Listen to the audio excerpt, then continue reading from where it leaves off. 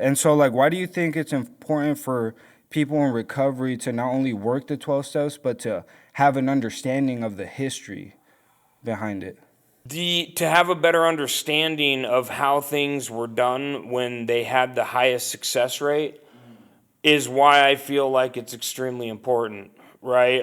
Because there's a lot of variables that were present back then that are not present today. If you look at the comparisons between the Oxford group and AA, the Big Book of Alcoholics Anonymous, there's only two differences: the choosing a power greater than yourself, of your own understanding, and the emphasis on alcoholism specifically, right? Those are the only two differences between the two groups. I'm just looking at No, my you're on good, my bro. notes. You're Yeah, good. yeah, but yeah, ever since I met you, I know that you've always talked about, the history of the 12 steps. You've always had stories to back up what the literature actually means, right? And so I really look up to the way that you teach, right? And I really look up to the way that you see things. And it's because you've did a deep dive on the history of the 12 steps, and that's why I feel like you're able to digest it, or explain it in a certain way. Yeah, for sure. Yeah. And so, like, why do you think it's important for people in recovery to not only work the 12 steps, but to have an understanding of the history behind it?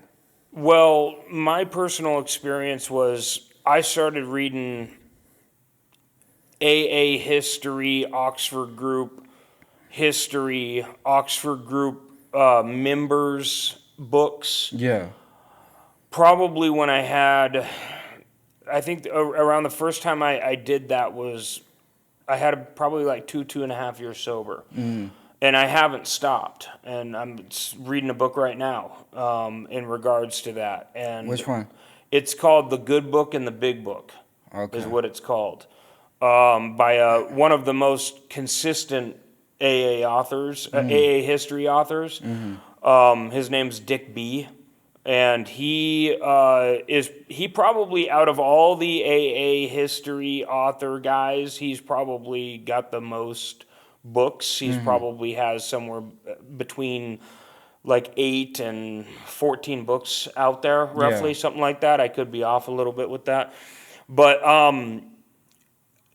what essentially I got in I got passionate about it. I came across a book. I believe it was my original grant sponsor, Ted W. gave it to me, and I read it, and I just absolutely loved reading it. Not only am I passionate about it, but also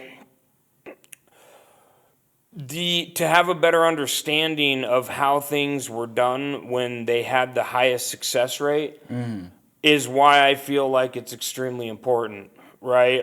Because there's a lot of variables that were present back then that are not present today. So a big part of my programming is to determine how they did things back then and apply that to my own recovery.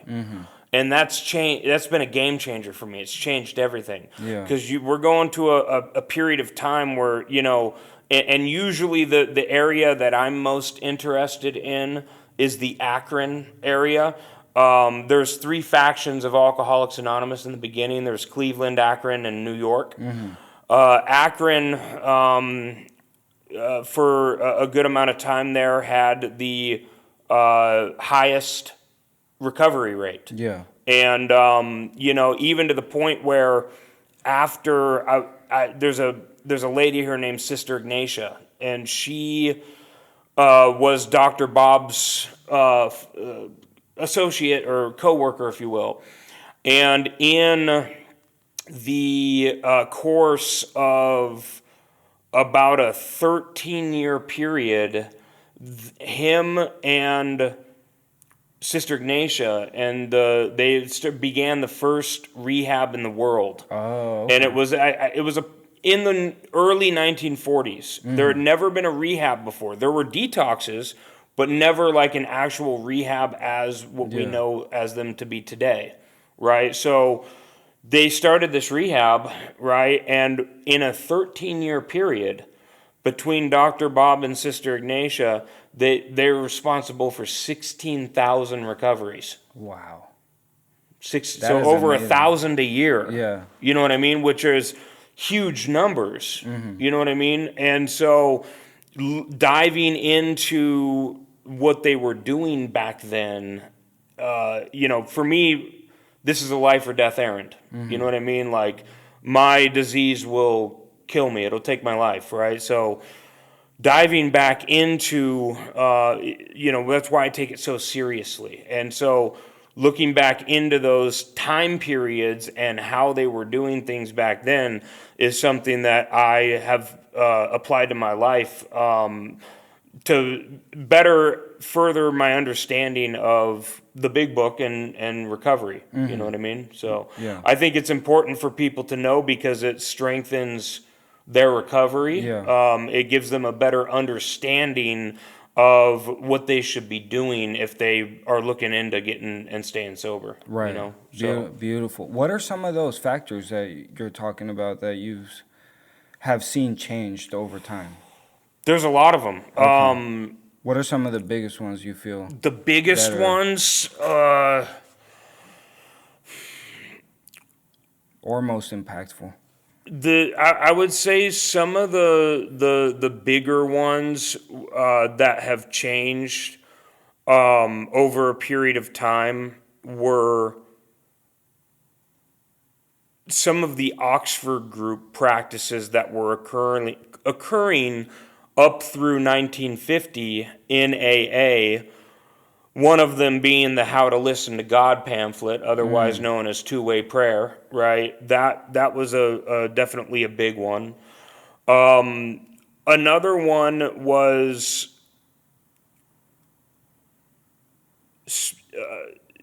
reading spiritual literature and having discussions and meetings about spiritual literature, right? So, for example, there's a report online. You can look it up. It's a guy named Frank Amos, right? And he was the guy that Rockefeller sent out to survey the group, and he did so in Akron.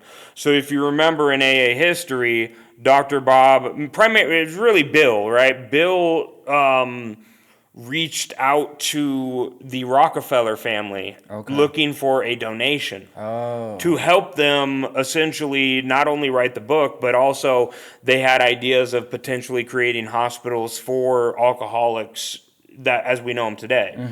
Back then, alcoholics were not usually welcomed at hospitals because they were known for not paying their bills, right? Fancy that, right? No, but so a lot of alcoholics would be turned away at the door if they smelled alcohol in their breath because they didn't feel like they were going to get paid. Okay. So Bill reaches out to the Rockefeller family to ask for a donation. And one of the Rockefeller guys sends Frank Amos out to Akron.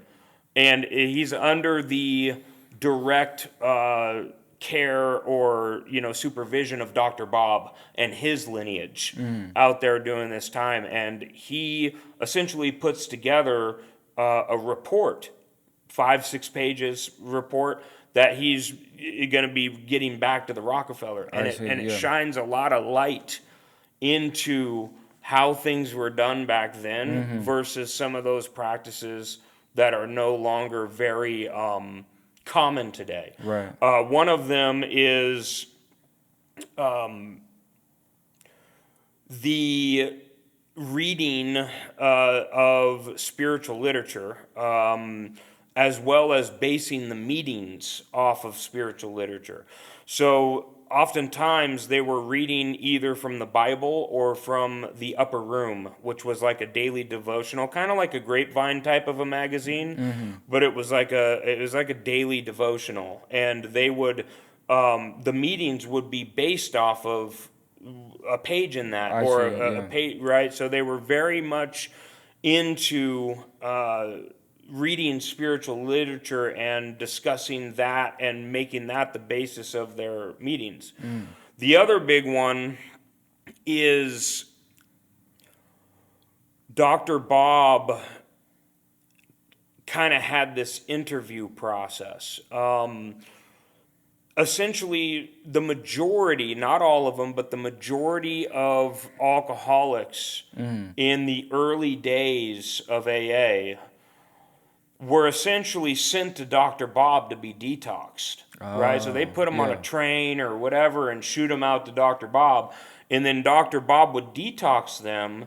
And then after he detoxed them, he would allow other members within his lineage come in to what we know as 12-step them. Talk to them about the problem and the solution, right? And one of the things that Dr. Bob did was he would make somebody get down on their knees in front of them and pray. And if they weren't willing to do that, they weren't allowed to come into the program. So oftentimes, something that's very different today that I think changes a lot of the dynamic of the fellowship today. Not necessarily personal recovery, like the quality wise, right? But like the dynamic of the differences of then to today. And so Sister Ignatia, same thing. Dr. Bob, same thing. And essentially all the Ohio, Cleveland, and Akron, they would essentially not allow somebody to come to one of their meetings until they were much later in the steps, 8, 9, and beyond. So it was, now it's obviously you go to meetings first, right? Yeah. Now, back then it was the opposite. You do the steps first, and then once you're... They would make sure that these people were actually serious about willing to go to any lengths before they allowed them to come into the Alcoholics Anonymous Fellowship and meetings. What? So that's what I like to refer to as the interviewing process. That's a nickname that I've come up with personally, but it's essentially Dr. Bob as well as some of these Ohio guys, right, that are pressing people, right, and really making sure that they're willing to go to any lengths. If they're not, they tell them to, maybe come back when they are. And so that changed a lot of the fellowship dynamic from that time period all the way up to probably the 1950s, roughly, maybe as late as the 60s or so, but definitely up through the 1950s. It changed a lot of the dynamic of the program about if you were to go into the fellowship at that time. You had pretty much everybody that was involved in that time was a real alcoholic, B, willing to go to any lengths. You know what I'm saying? And under any circumstances. So it was a very different type of a environment back then. Yeah. Those I'd say was the three biggest that come to mind. Right. Yeah. Man, this is awesome. I had no idea about that. What about, can you expand a little bit about talking or listening to God? Because you did mention that. Could you expand on that for anybody that doesn't know what that means necessarily? Yeah, absolutely. That practice? Yeah, so the way I came across this was my wife's family is conveniently from Akron. Yeah, right. Yeah. So shout out to Maddie. Yeah, for sure. So I've been out to Akron, staying at her brother's house several times, for weddings and various things, right? In my studying of the AA literature, there was always this thing that they would refer to as quote unquote quiet time. Okay. Right, and I never quite knew what that was. It would be briefly mentioned in it's pretty much briefly mentioned in almost every general AA history book from the 1935 to 1939 period where they're focusing on that time period. Okay. It's pretty much mentioned in damn near every one of those books, right? So I would read about this, right, in my studies, and it would say, we would start off our mornings with quiet time, or I was like, what the fuck is that, man? Quiet time? What is that? You know what I mean? Yeah. Later, I found out exactly what it was because touring Dr. Bob's house and the gift shop slash museum that they have next door, there was they had a lot of like hanging pictures and artifacts and stuff like that from back from that time period, right? Pieces of history, if you will. And hanging up on the wall was I guess, kind of an exhibit, if you will, that went over what quiet time was, and which was a pamphlet that was written by an Oxford group member named John E. Batterson. You can look this up. People have rewritten it. There's like 4 or 5 different versions of it going on out there. But John E. Batterson is the original, and that's the one I would recommend anybody to check out, because that was the original. And so essentially, this was the 11th step for the original 100. Okay. This is how they were exercising and practicing step 11. So basically, what it is, in a nutshell, I won't get into every little piece, but in a nutshell, you ask God, right? You kind of find yourself a place where it can be quiet and, in a comfortable position, and you ask God what his will for you is, just in general or within a particular situation. Right. And whatever begins to come, you start to write it down, right? And as you're writing down, you write down every thought that comes, right? Anything that begins to come gets written down on the paper. Once the meditation like slows or comes to a halt, then after that, you take each item on the paper that you wrote down and you run each one of them through the 4 absolutes. And whichever ones pass, you apply that to your life immediately. Whichever ones don't pass, you don't. Right? But And what are the 4 absolutes? so the 4 absolutes is absolute honesty, absolute purity, absolute unselfishness, and absolute love. Okay. Right? So you would run through them through the 4 absolutes, and whatever passed through you would apply to your life. Not like fucking next week, but like right now. You know what I'm saying? Yeah. And so this would allow people to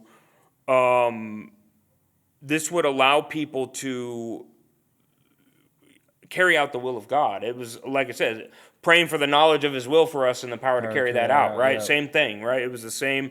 The intent and the goal was the same. And the reason that the 4 absolutes were a thing, if you will, is because the Oxford group felt like those were the major things that Jesus taught in the New Testament. Okay. So they felt like as they're doing this, right, if it passes the 4 absolute, it came from God. If it doesn't, it did not come from God, right? And God's will is within practicing the things within the 4 absolutes. So I'll give you an example of one that I've shared before. You might remember this story, but it's a kind of a more significant one. I've shared it a few times, but this is a firsthand experience with mine, right? So I had gotten a new job in 2019. I'm not going to say who I work for, but because I don't want to, you know what I'm saying? I had gotten a new job in 2019, and the job was very, very difficult, right? And to the point where for like my first, I would say, 4 months, I wanted to walk out every day, Wow. is how difficult it was, right? And when I mean difficult, I mean challenging, right? Hard to get the hang of, if you will, right? So 4 months, every day I'm wanting to walk out, right? And so this old boss that I had reached out to me and let me know that she had a job for me, and this job was literally the perfect job, right? Not only was it one I wanted to do, which was tech support, right? But also it was only about 10 minutes away from my house. It was a 7:30 to 4 schedule, Monday through Friday. It not only Wow. that, but it even started paying like $5 or $6 higher than what I was currently making, right? So like everything about this job in comparison to the job I currently had was desirable. Right. Right. I mean, it paid more. It was closer, better schedule. You know what I mean? Like everything was Right. better about it. Right. However, I've come to I've come to a place in my life where I understand that God runs my life a lot better than I do. So I rely upon God's direction over my own, right? And I was taught this from the very beginning of my recovery. My original sponsor, my original grand sponsor, they not ever once gave me advice. Anytime I would call them up with a problem or a scenario or whatever, they would tell me, have you prayed and meditated on it? Right? I'd be like, no, I haven't. Pray and meditate on it. Call me back. They'd hang up on me, right? So I go and I pray and meditate on it, and then I call them back, and then they'd stop me again. Did you pray and meditate on that? Yeah. Good, then you know the answer, and hang up on me again, right? So, and this derives from the big book. This isn't some foreign concept here, Right. right? It comes from Bill. You see it in Bill's story. I was to sit quietly when in doubt and ask him to show me how to meet my problems as he would have me. Right, the right answers will come if we want them enough. I mean, this isn't some foreign like it feels. A lot of people it feels like it's foreign, but it's actually in the Big Book of Alcoholics Anonymous multiple times. Right, that I'm not going to that when I don't know what to do, I shouldn't. It doesn't tell me to call another drug addict and alcoholic who doesn't know how to run his life any more than I do and ask him for his opinion. Yeah. It does, that's not in the book, right? Right. Every single time I'm in doubt or I need guidance or whatever, it tells me to go to straight to God, right? So I've been living on this basis my entire recovery. So in this particular instance, I have this scenario of potentially leaving the job that I'm at or going to this new job or staying at my current job, right? That's the scenario, right? So I take it into the How to Listen to God for Absolute meditation, and I run it like several times, right? And I've learned of different ways to meditate as far as like how to propose a question in meditation, right? So I do the meditation 3-4 times. Meantime, over the course of about a 2 to 3 day period, I meditate maybe closer to about 4 or 5 times or so, right? In the meantime, this boss at this new job that is being proposed to me is calling me pretty much daily, right? It's like, hey, you ready to come? Like, that type of, Wow. Yeah. So I'm like, I'm sitting there praying and meditating, and finally, I ask the question, I say, God, if I am supposed to leave the job that I'm currently at, please show me, right? And nothing came. There was no sway or no guidance or direction, which I've found out that when that happens, it means that God doesn't want me to take any action, that I am where I'm supposed to be, right? He's not going to give me direction to go to do something different if I'm already in his will for him, right? So I didn't do anything, right?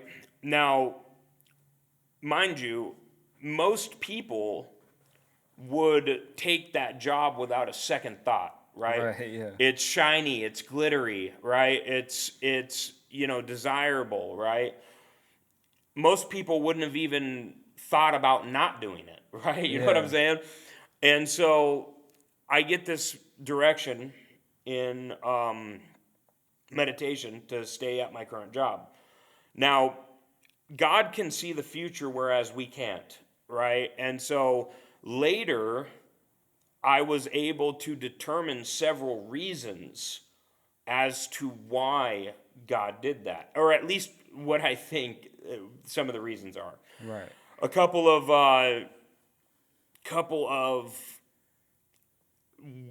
maybe 3 to 5 weeks later, dude, I was driving on I believe it was the 202 to work, right? Early in the morning. The sun is barely starting to come up, right? It's like probably around 6 a.m. roughly, something like that. And I'm driving. And I'm getting off of the freeway, right? And you know how you get off, on one of the access roads, and there's a stoplight and all Yeah. that. So I'm getting off of the freeway, and it's me and this one other car sitting next to me, right? And as we're sitting there, the road that you turn onto, which would be like the bridge over the freeway, there was a homeless man trying to get himself over the fence to jump off of the freeway and kill himself, right? And so I see this, and I look over to the car next to me, and they're not paying attention. They're sitting there texting, right? And so they don't see what I'm seeing, right? So I call 911, and I was like, hey, there's this guy over here in this area. He's looking to jump off of the overpass of the freeway, and you need to come immediately. And they're like, yeah, no problem. We have actually a couple of highway patrol guys that are not far from there. We'll send them over. After that happened, going back to that meditation, and that lady that was next to me texting, not seeing it, right? I asked myself, what would have happened had I not been there? Right? What would have happened if I wouldn't have been in that situation? And it clicked. It felt like the last puzzle piece Yeah. being put into a puzzle, right? It all clicked together, and I had a very, very clear understanding on why God directs in the way that he does, right? Then a couple of months later, COVID hits, right?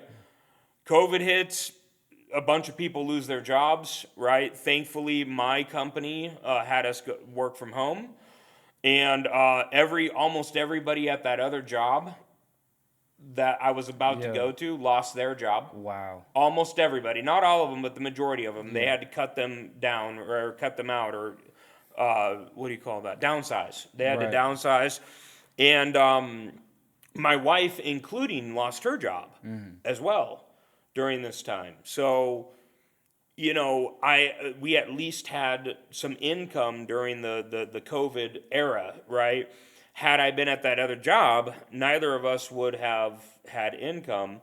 In addition to that, as I've progressed within my role at my current company, it's placed me in a position to be able to support my wife and my 2 kids, right?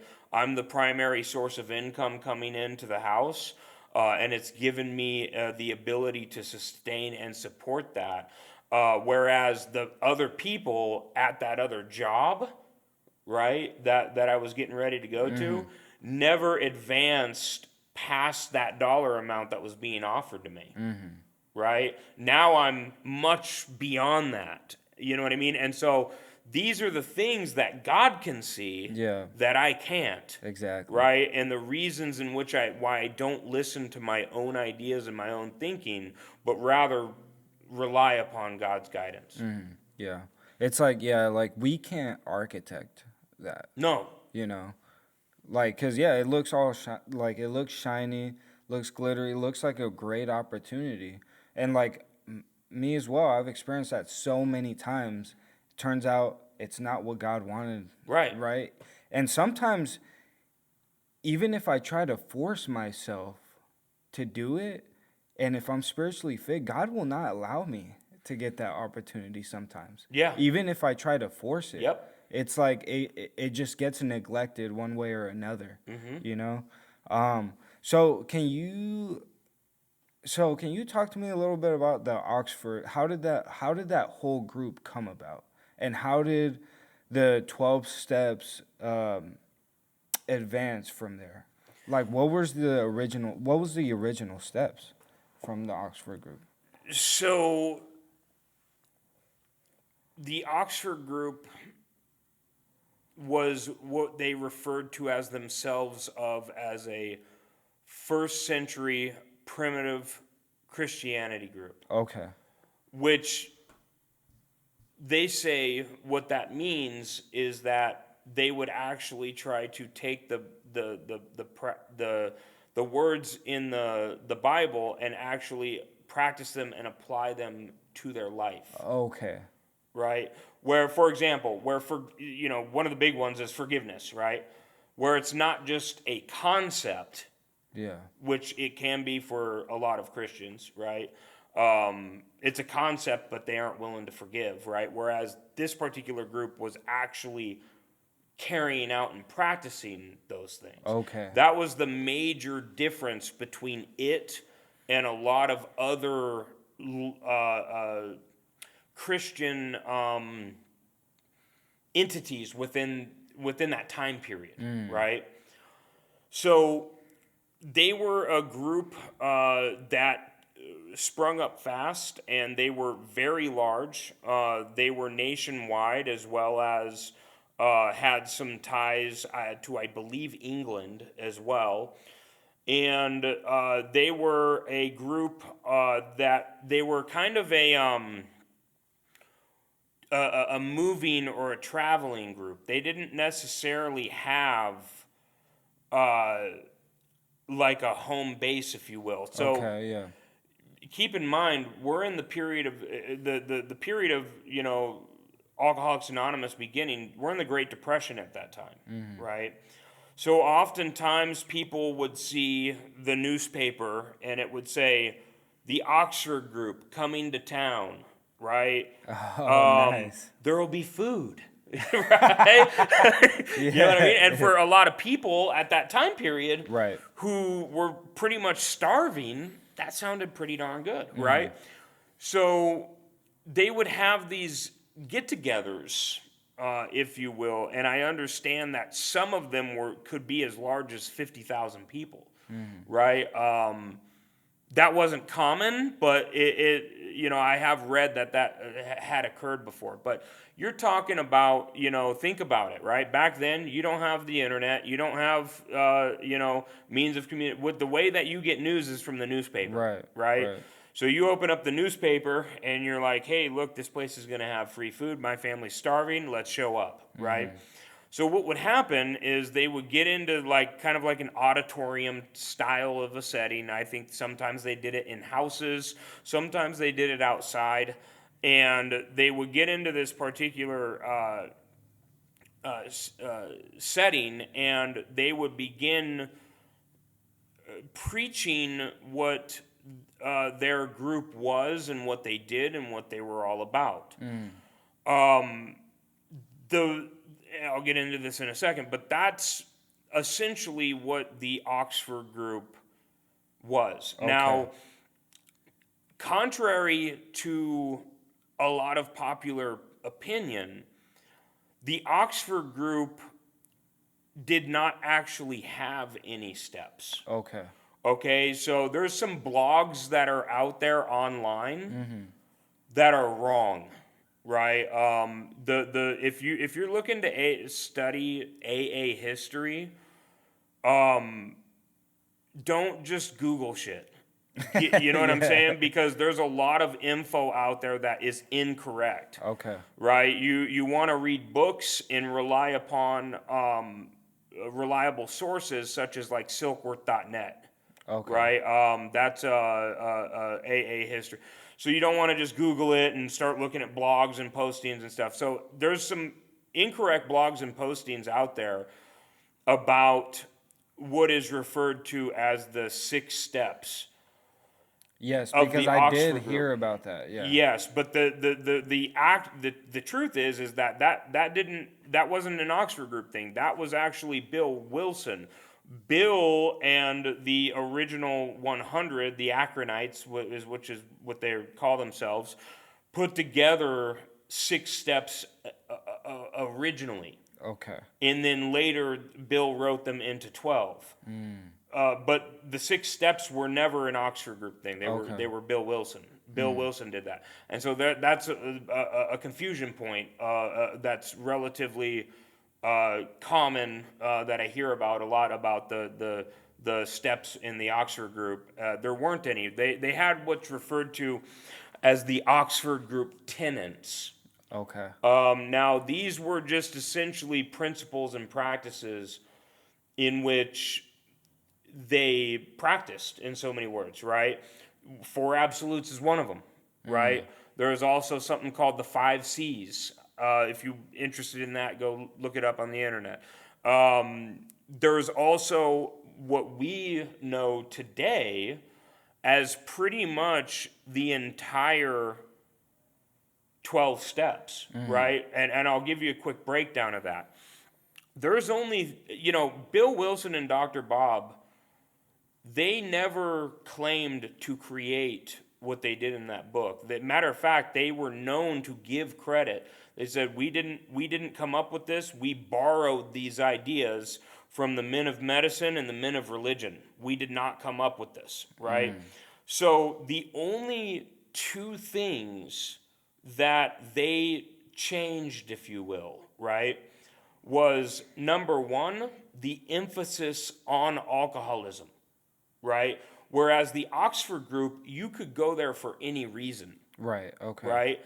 Alcoholics, drug addicts, divorce, gambling, whatever, right? Or you just felt defeated in life, right? AA, the one major difference is the emphasis on alcoholism, right? The second major difference is the choosing a concept of your own higher power, right? Whereas obviously the Oxford group was a Christian group, right?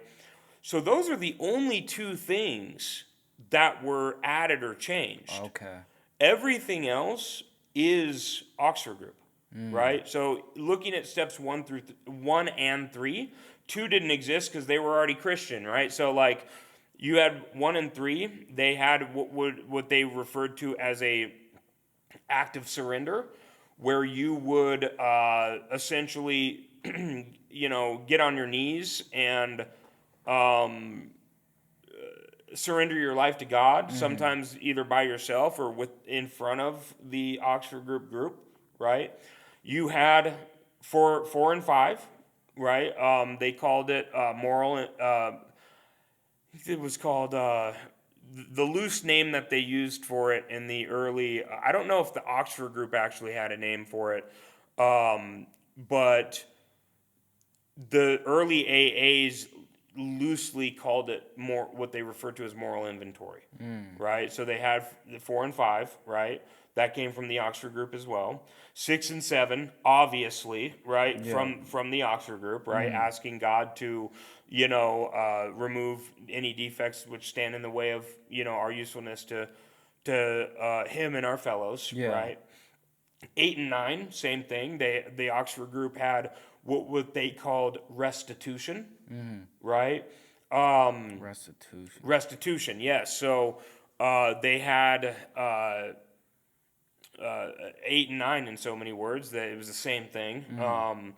And then 10 was, obviously, we understand the purpose behind 10, right? It's to maintain my spiritual condition, my spiritual fitness, right? To maintain that. What I've accomplished in steps 1 through 9, right? It's to maintain that moving forward, right? So they obviously had their own means of maintenance, right? Step 11, how to listen to God pamphlet, Right. right?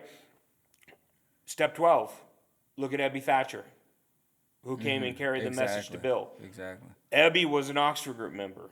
So the Oxford Group, and it also happened to Ebby, right? So like those guys that showed up in the courtroom, right? If you read Bill's story, when Bill says, I had thought that he had been committed for alcoholic insanity, right?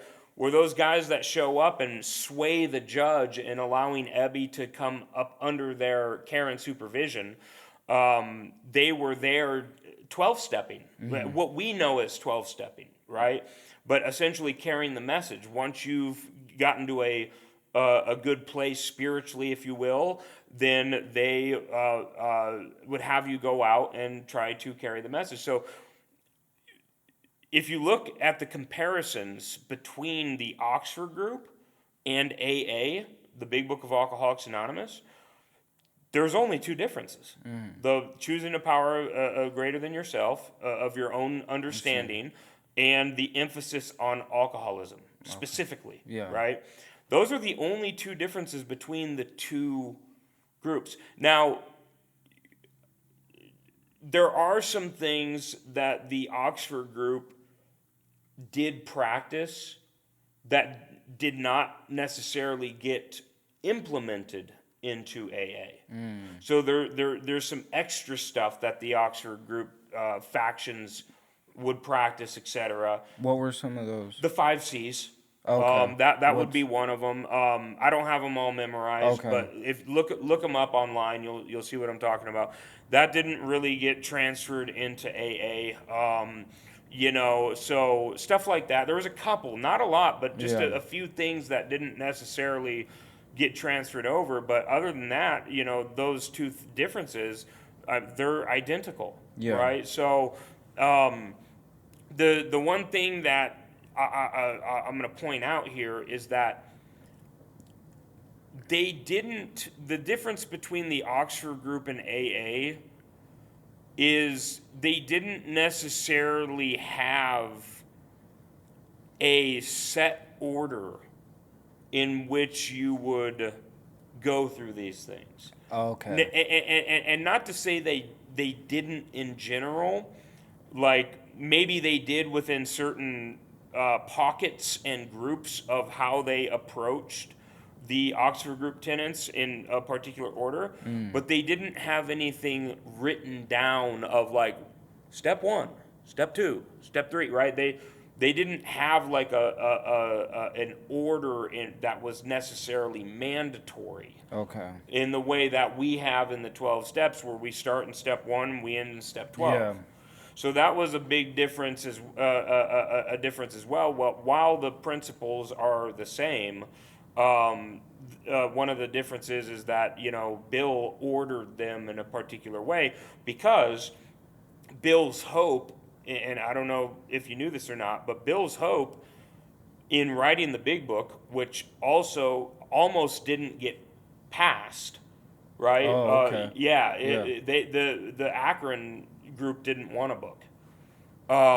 They said Jesus didn't need a book. He was word of mouth, right? Right. So they also didn't want to get money involved as well. So the creation of the Big Book barely passed. Wow. Yeah. So because the Akron group did not want to do it, but Dr. Bob secretly gave Bill the pass to do it, right? Wow. So, even though Bill Wilson is obviously what we would consider maybe the founder, right?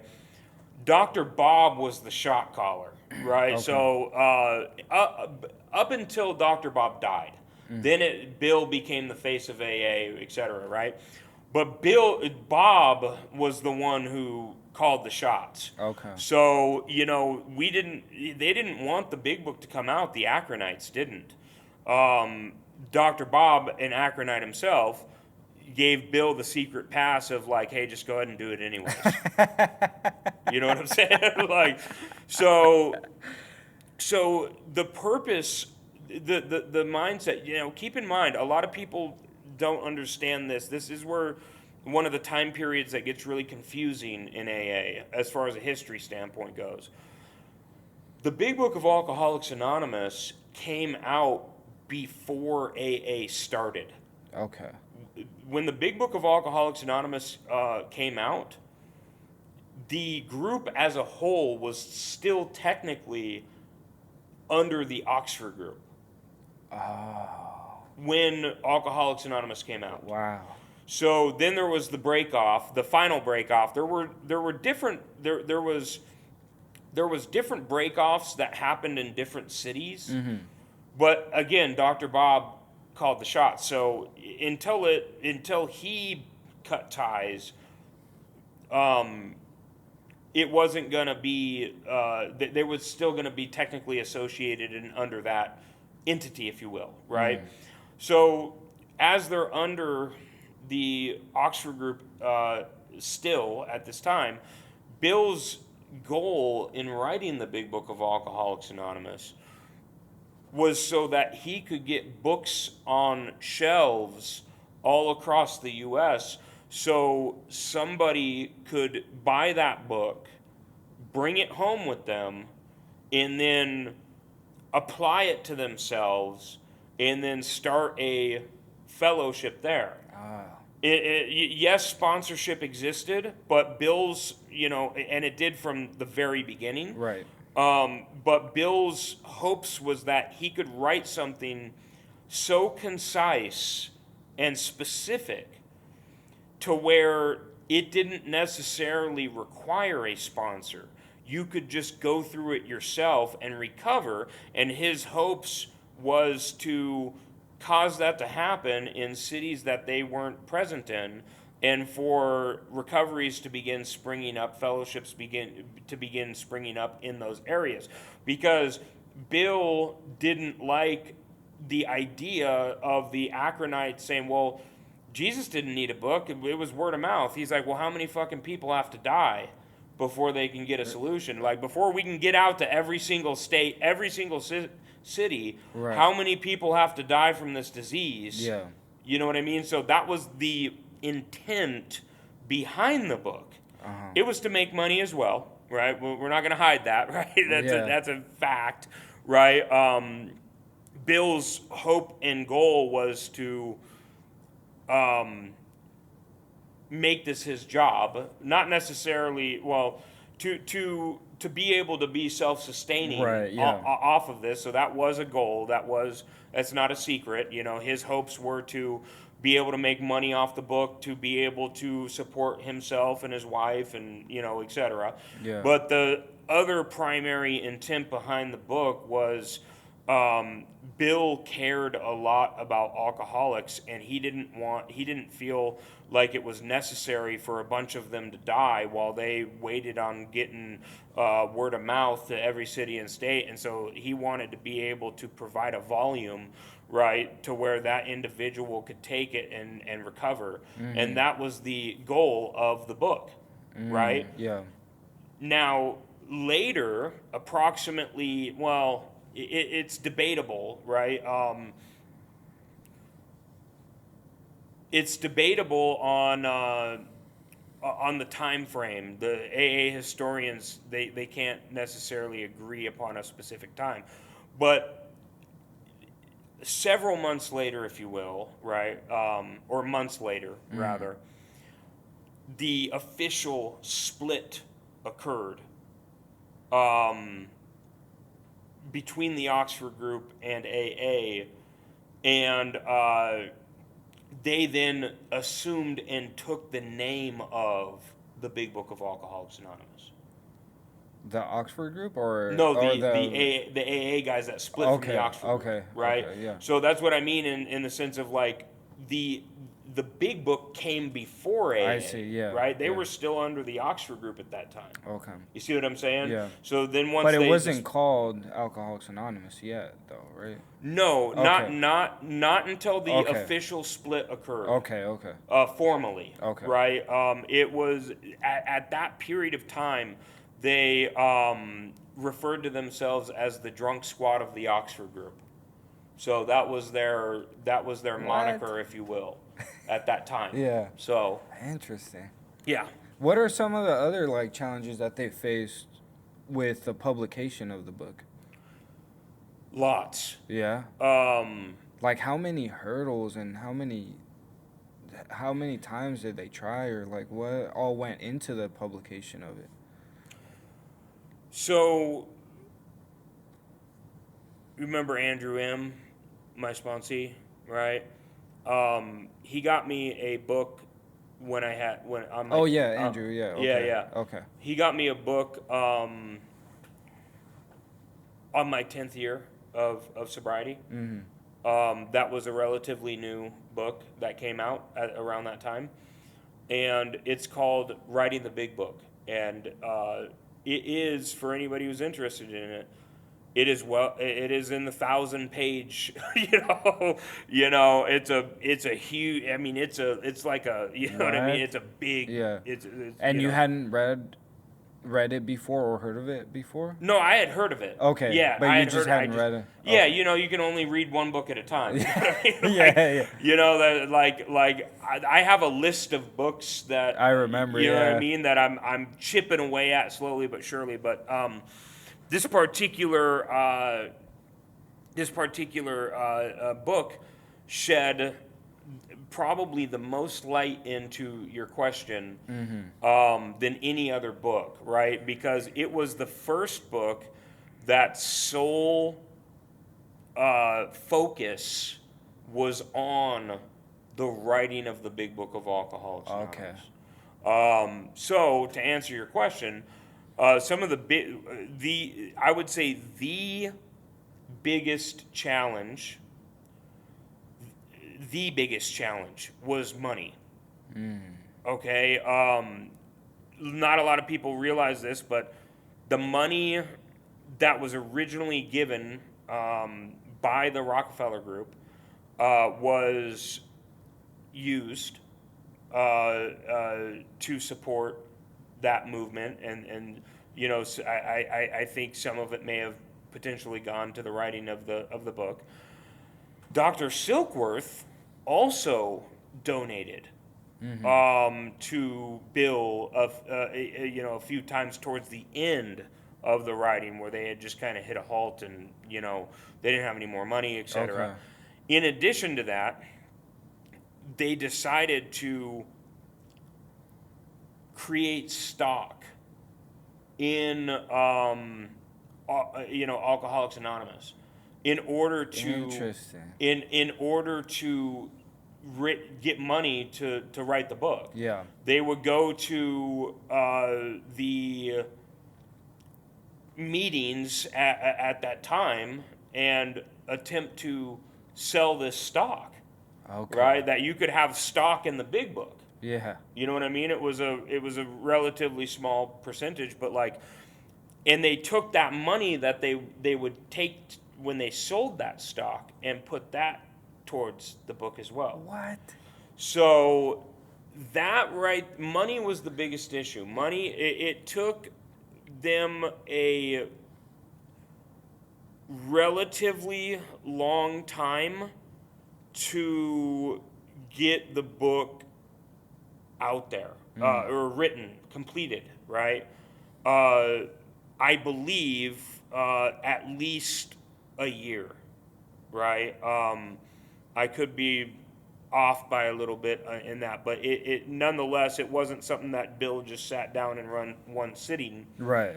and wrote. It was wrote over a course of period of time. And so I believe the two first things that were written was Bill's story and There Is a Solution. And then later he would write another chapter here, another chapter there. the way that he would do this is there was a lady that worked for one of his sponsees. His sponsees owned a business. His name was Hank Parkhurst. And there was a secretary that worked for Hank. And Bill would have her type the book up. Okay. He would stand behind her with his notes, right? Yellow pad notes, Yeah. you know what I mean? And he would tell her exactly what to write, and she would type it up for him, Oh, nice. right? Yeah. Now, obviously, you have to have money to, not only to pay somebody to do that, but also to produce, paper and those chapters, if you will, right? And so they would run out of money, and then months might go by where they wouldn't write anything, and then they would come up with some more money and proceed again with the writings. So it's funny because not a lot of people realize that a lot of the bigger the chapters in the big book, they were not written in order. They were, I like to call it kind of a compilation, right? Because, like I said, Bill's story, There's a Solution, was written first, right? And then they started to work on, I believe, on some of the chapters that we see in the end of the book, Okay. such as Like the stories or? no, like Two Wives, Oh, okay. To Wives, the yeah. Employer, Yeah. A Vision for You, and then Working with Others. Then I believe they circled back to more about alcoholism. Okay. And How It Works and Into Action were actually the last two that were written, What? with exception to the second letter from Silkworth, Okay. right? But the That's writings of interesting. Bill with Into Action and How It Worked How It Works were the last two that were written. Yeah. Now, the very last thing that I believe was written and inputted was Silkworth's second letter, because Bill requested hey, can you give us another letter? We Yeah. go into a little bit more depth, and then Okay. they put that in the book. So money was definitely the biggest challenge. Okay. Some of the other challenges, of course, I already previously mentioned the Akronites didn't want the book to occur. One of the other biggest challenges was that, remember when I told you at the beginning of our conversation of how at that time period there was 3 different factions of AA. Right. You had Cleveland, Akron, New York, right? New York was headed by Bill Wilson, Akron headed by Dr. Bob, Cleveland headed by Clarence Snyder, which was one of Dr. Bob's guys who became responsible for a lot of what we know today in AA, such as sponsorship and the word sponsorship, as well as meetings as they are formatted today as well.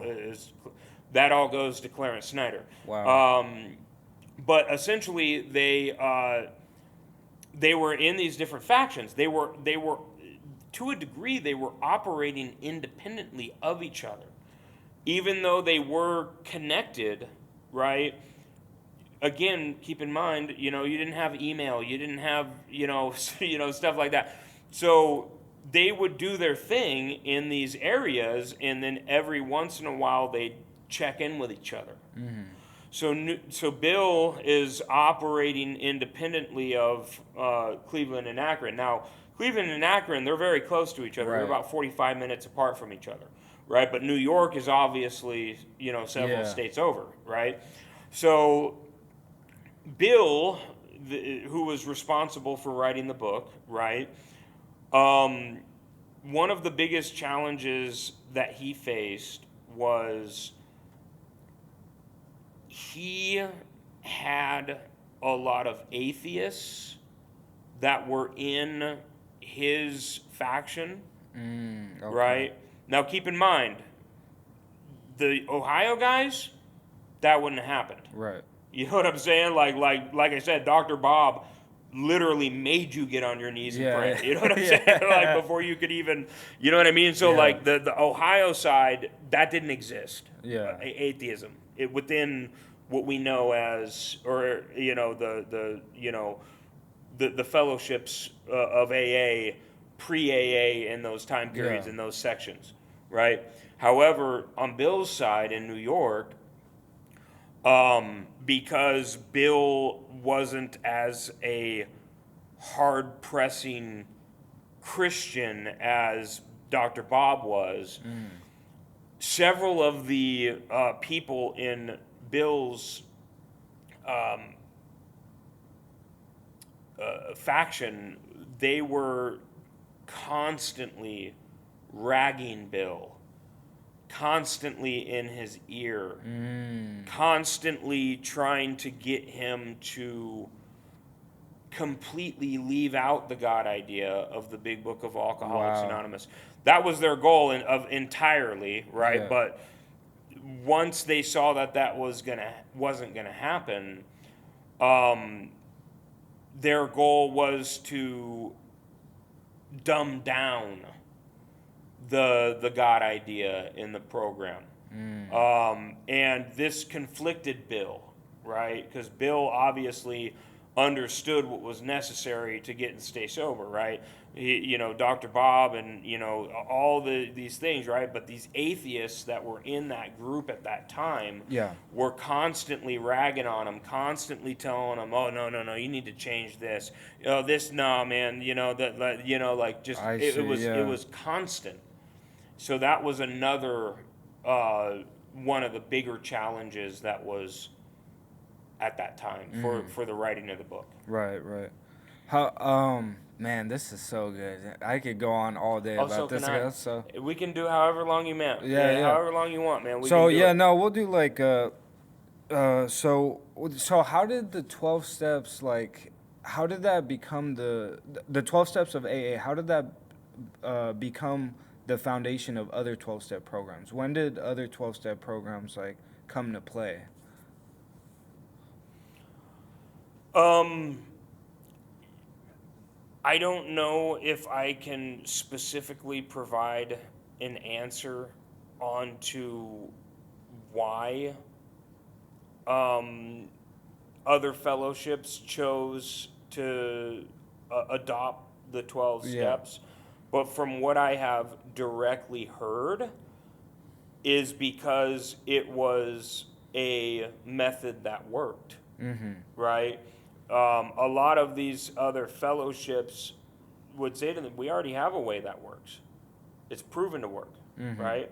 Let's just adopt that, but change the emphasis I see. from alcohol to gambling or whatever." You're right. Right? Right. So that is how, or that is what I believe to be the reason as to why it became the foundation. Matter of fact, you know, for a great example, I know, not super close with him, but I know one of the guys who was there in the creation of Crystal Meth Anonymous. He was at the actual panel and board meeting where they were voting on whether or not they were going to create their own book. Oh, okay. Right? Like, and when I say book, a lot of these fellowships, they have like personal story books, but most of them use the AA same. Big Book for their means of a solution, if you will. Okay. Right? Like that's the program of action, and in the majority of them, not all of them. Some of them have their own books. NA has their own book. MA, Marijuana Anonymous, has their own book, right? Overeaters Anonymous, some of these other ones have their own books, right? But a lot of the fellowships, for example, CMA, CA, HA, you know, use the Big Book of Alcoholics Anonymous, right? So this guy that I know, he was at the particular meeting that was happening in CMA when they were voting to determine whether or not that they were going to write their own book. And essentially, the way that it went down was they're like, why would we do that? We already have one. Yeah. The Big Book of Alcoholics Anonymous. Right. Right? And so it was voted out. So I think that is kind of evidence and proof as to like why a lot of these fellowships have sticking to the 12 steps is because it's been a proven way that works. Now, as far as your other question about when other fellowship started to come around,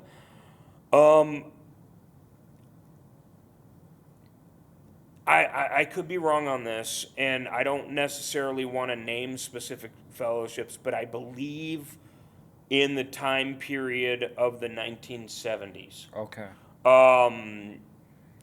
For sure, they were around by the 1980s.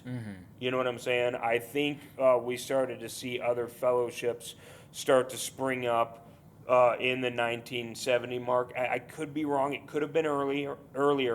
Could have been in the 1960s, but I believe it was is sometime in the 70s. Okay. You know. Yeah. So, What are some of the biggest differences you feel like between like the 12 steps between like then and like modern time? About like the fellowship, everything about the 12-step fellowship.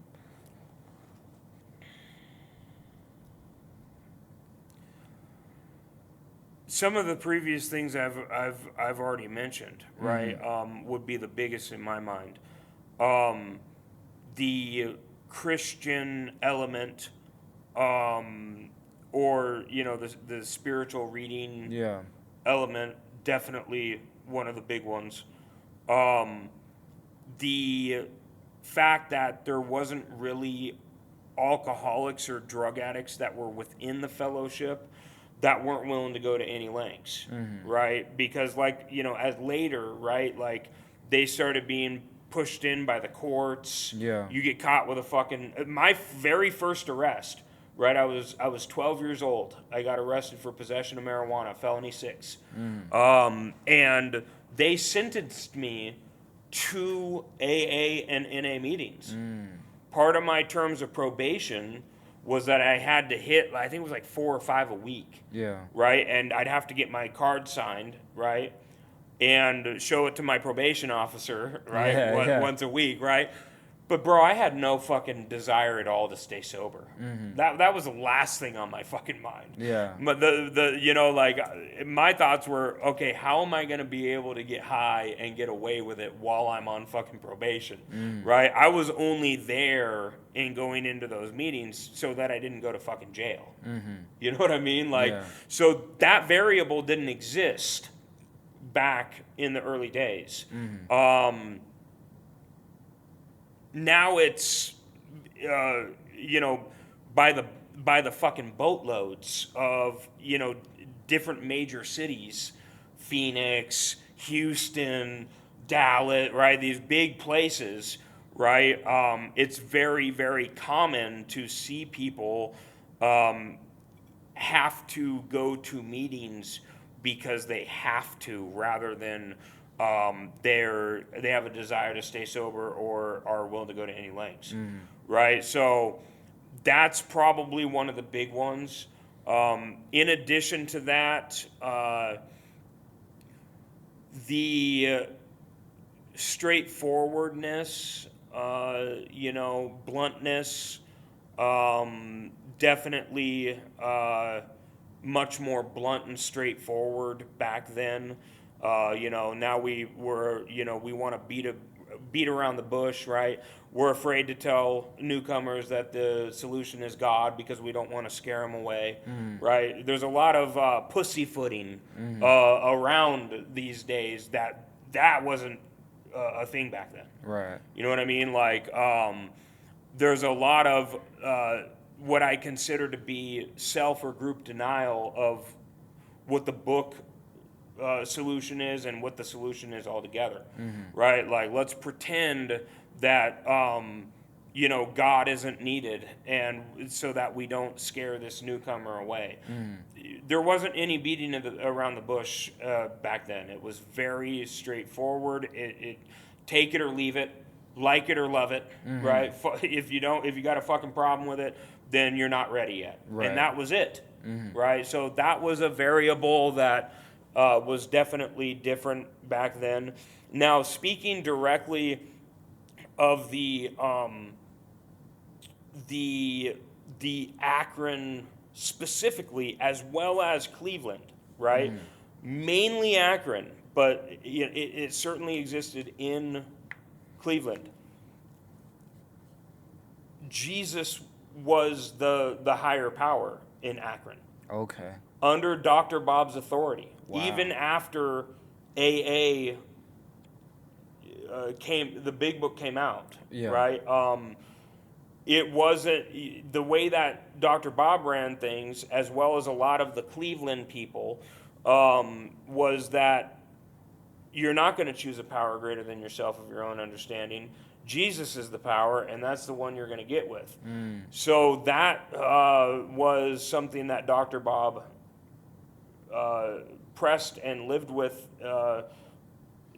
especially in, the 30s and up into the mid 40s at least, right? So that was a major difference as well. I will say, if anybody is interested in learning more about that, there is a book called How It Worked by a guy that is the biography of Clarence Snyder, which was Dr. Bob's guy. One of Clarence Snyder's sponsees wrote the book. So basically, Clarence Snyder, by the time the book was written, he was very old. So, one of his sponsees wanted to capture the way that Clarence got sober in Akron, mind you, under Dr. Bob, right? And wanted to capture that and essentially interviewed Clarence Snyder to the point to where he was able to write a book with everything that he said. Wow. And so this book goes heavily into what I just talked about, Yeah. about Dr. Bob pressing Jesus and not the power of your own understanding. So that was another major difference. Again, it was a regional difference, right? So it's not like necessarily that was happening as a whole, right? But you got to keep in mind, during that time period, Cleveland and Akron were the biggest factions. New York was actually the smallest, right? So regionally in the Ohio area, especially Akron, Dr. Bob was pushing the Jesus Right. as your higher power thing.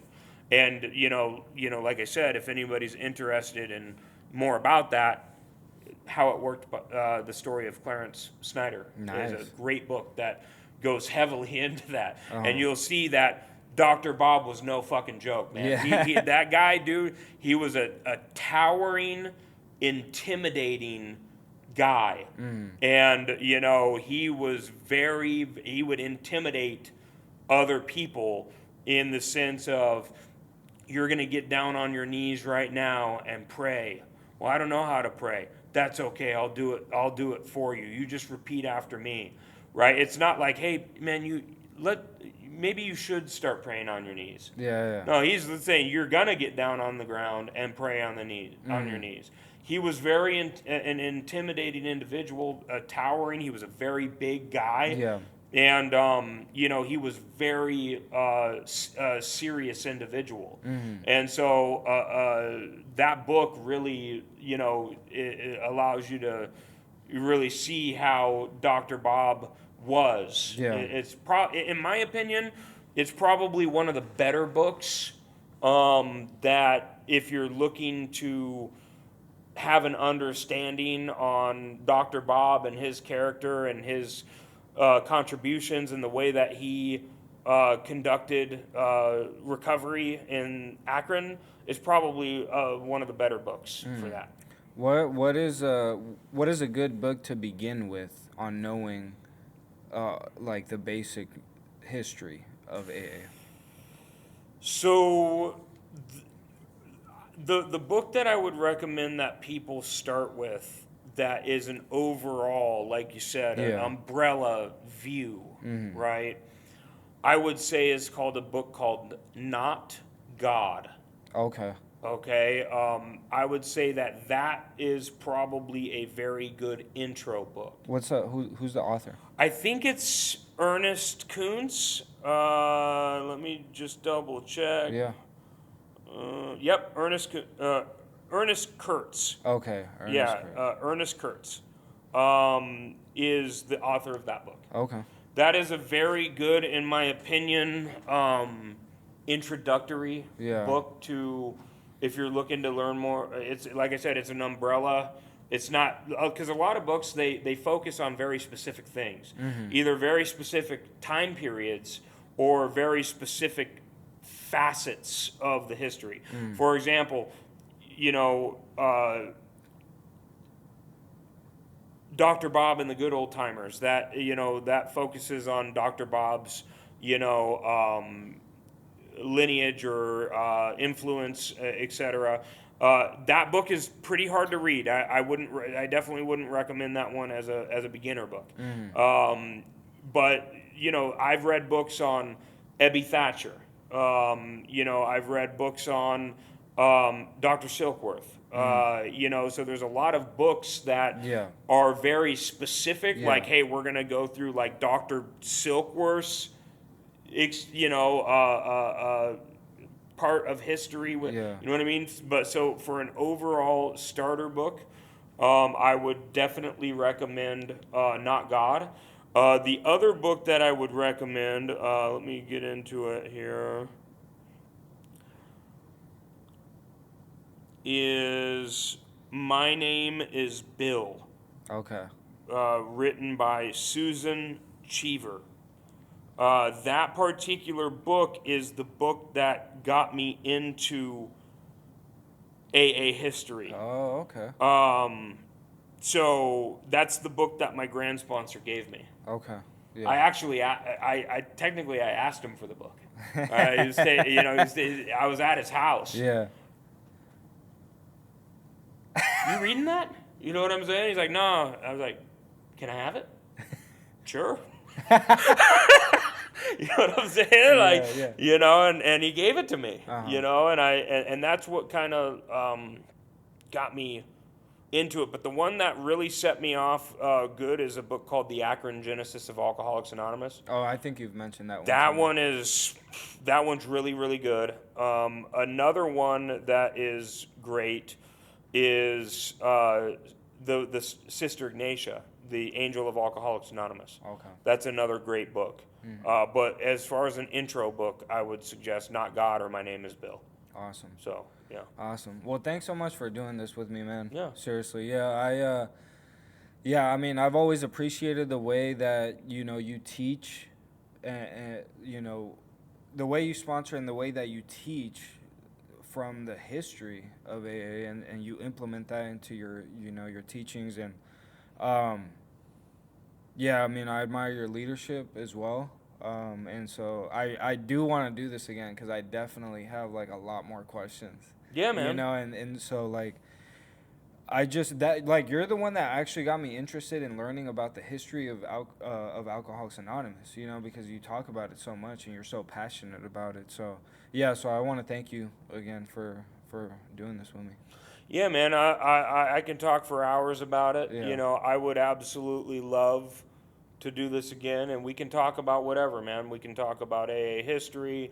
We can talk about recovery, whatever, man. You know Yeah. what I'm saying? So, like, I would absolutely love to do this again, man. You know what Awesome. I'm saying? So, you know, if this, you know, video here does well for you, you know, and we want to do a part 2 or a part 3 or a part 4 or whatever, man, I'm down. Let's go. For Let's sure. go. Awesome. Thanks. Yep, Thanks, no Nick. worries, man. Yes, sir. Yes, sir. Thank you.